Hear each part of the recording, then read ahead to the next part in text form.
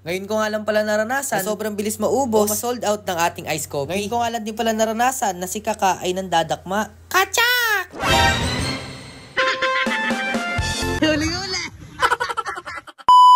Bago nga pala ang lahat mga guys, ako si Lelet, nagalulu ako pero masipag ako. Kaya tara, samahan nyo ako. Okay na nga pala mga guys, dahil nga sobrang busy ko kanina, hindi ko na nga pala na video yung pagpunta namin dito sa may pwesto namin sa may Freedom. Dahil nga alas 2 na nga din pala kami ng hapon nakapagbukas. Kaya ayun, dahil nga sa sobrang pagmamadali namin, hindi na nga din pala ako nakapag-video. Bago nga pala natin simulan tong kwento na to mga guys, bali may isa-share nga pala ako sa inyo na Bible verse. Galatians 6 verse 9. Along as we wait for the perfect time, everything will be worth it. Bakit nga ba ito nga napili kong Bible verse ngayong araw? Ito nga lang pala yung pinakamahigsim paliwanag dyan mga guys. Lagi nga pala tayo matutong maghintay. Dahil sabi nga nila kung hindi para sa'yo, hindi para sa'yo. Pero kung para sa'yo, ay magiging para sa'yo talaga. Kaya sa mga kapwa ko dyan nagsisipag o kumakayod sa buhay para sa pangarap, lagi nga lang pala natin gagalingan at matuto tayong maghintay. Dahil kahit gano'n nga pala katagal yung paghihintay natin, sigurado worth it. Ito pa nga pala isang paliwanag dyan mga guys. Halimbawa, meron ka nililigawang isang babae. Ligawan mo siya na sobrang tagal, magpasalamat ka pa rin. Dahil yung tagal na yun mga guys, kapag sinagot ka niya,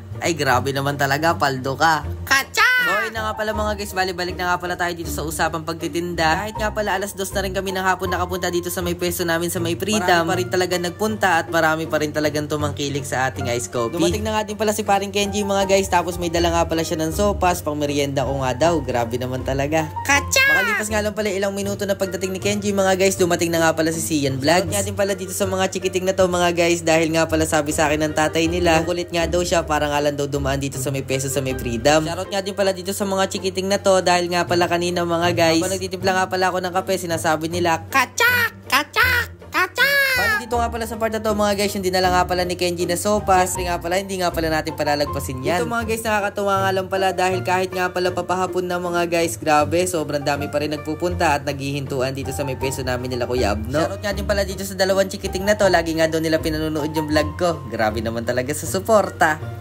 Siyempre, shoutout nga din pala dito sa tatlong makukulit na to. Sabi pa nga nila sa akin mga guys, habang iniinom nila yung binili nila sa akin, mauulit nga daw sila bumili kasi nga daw sobrang sarap. Grabe naman talaga, dahil dyan, may kachak ka sa akin. Kachak! Shoutout nga din pala dito kay Tropa. Lagi nga daw niya pinanonood yung vlog namin nila Kuya Abno, tapos yung vlog ko, ay grabe naman talaga yan. Kachak!